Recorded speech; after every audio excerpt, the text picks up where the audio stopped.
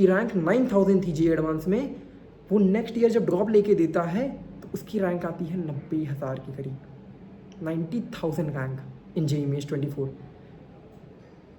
अब क्या था इसके पीछे की स्टोरी, यू नो। उसकी हिमांशु पांडे जो कि मेरे साथ ही था ड्रॉप ईयर में, एंड इसकी स्टोरी बिल्कुल ही अलग है, बिल्कुल ही अलग ट्रेजेक्ट्री पे है, जैसा देख लिया होगा अपने थंबनेल में।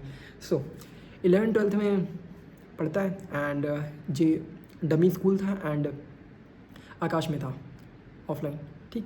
तो 12th में देता है, 12th के जनवरी के फर्स्ट अटैम्प्ट में आते हैं इसके 96%, एंड गोज़ टू अप्रैल में 97.6 परसेंटाइल, ठीक है, परसेंटाइल।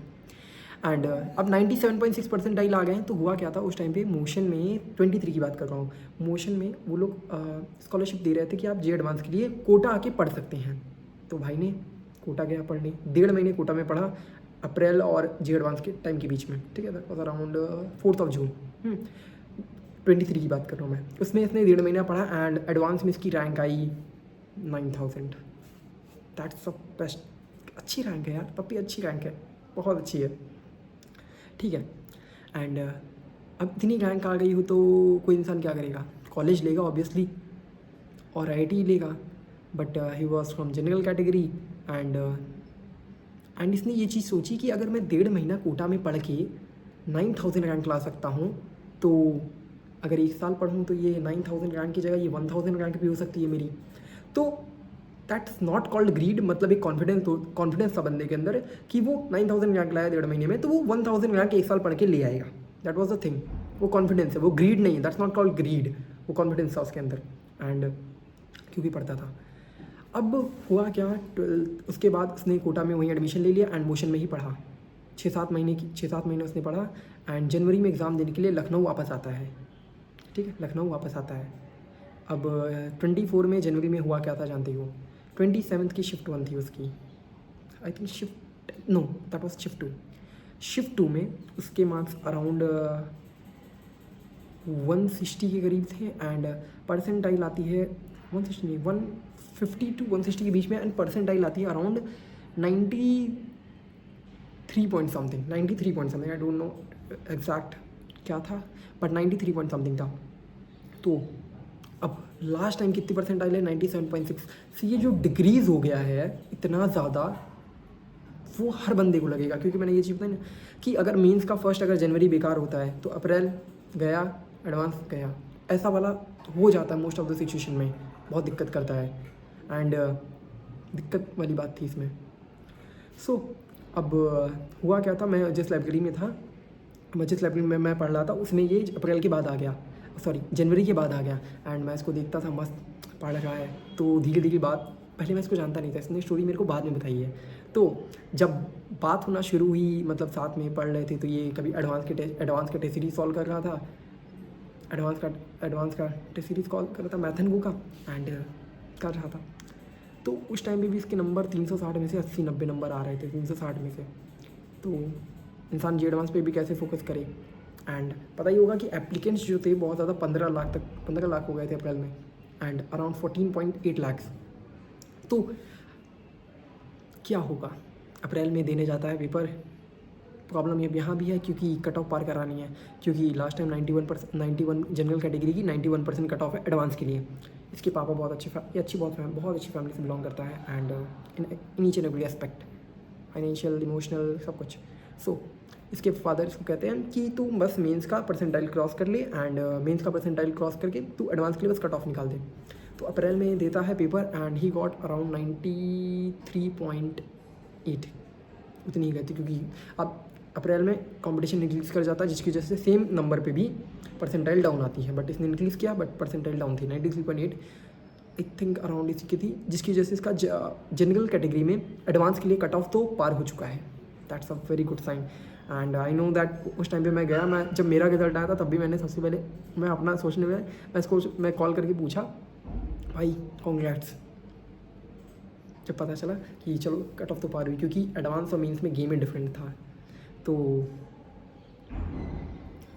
फिर 1.5 महीने बाकी एडवांस प्रिपरेशन करते हैं साथ में, तो करता है, and he got around 108 marks in JEE advance.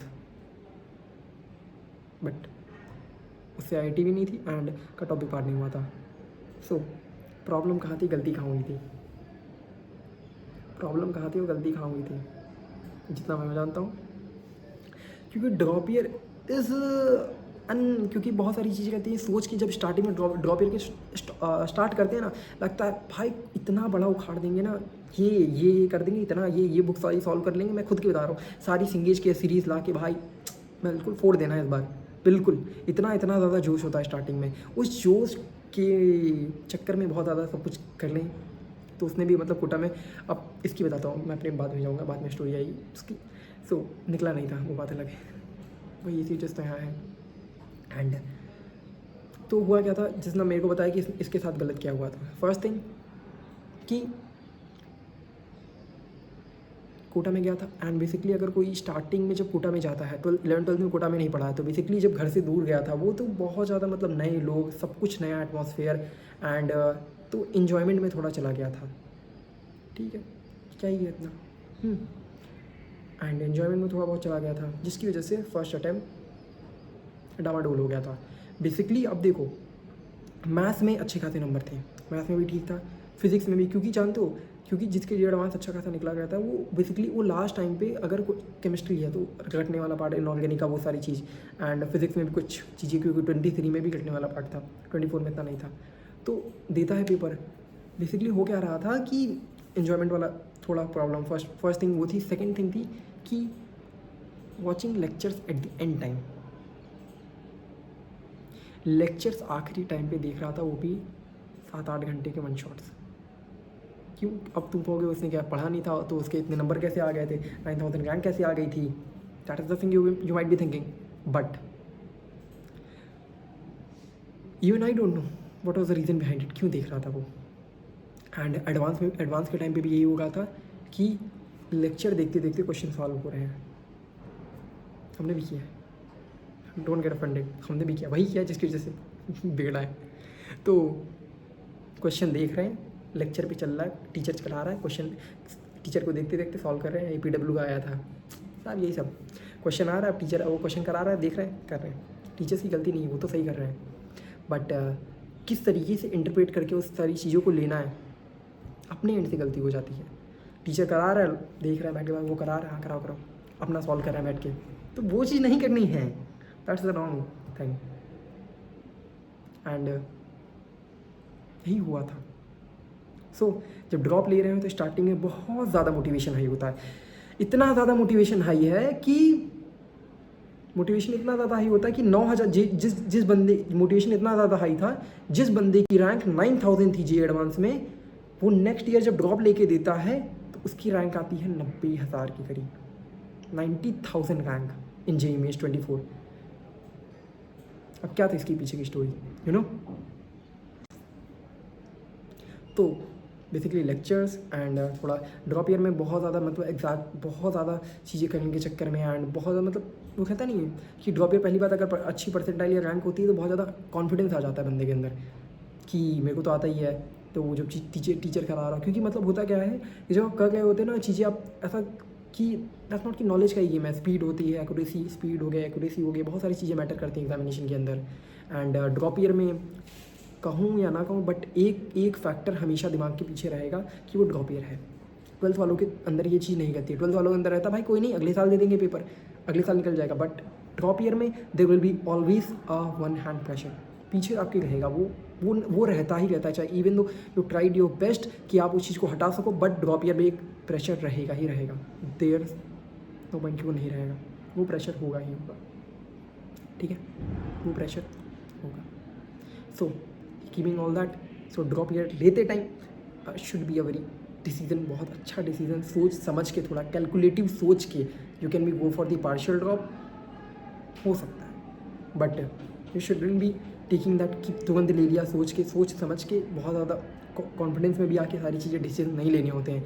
Sometimes parents की भी सुननी चाहिए, मुझे भी मेरे भाई की सुननी चाहिए थी, I shouldn't be listening him, but what we can do.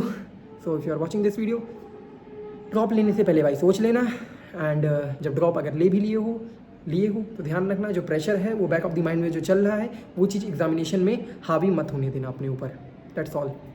C in the next video. If it is was अंग्रेजी नहीं आती, if it was helpful for you so subscribe करके जाना, ठीक है.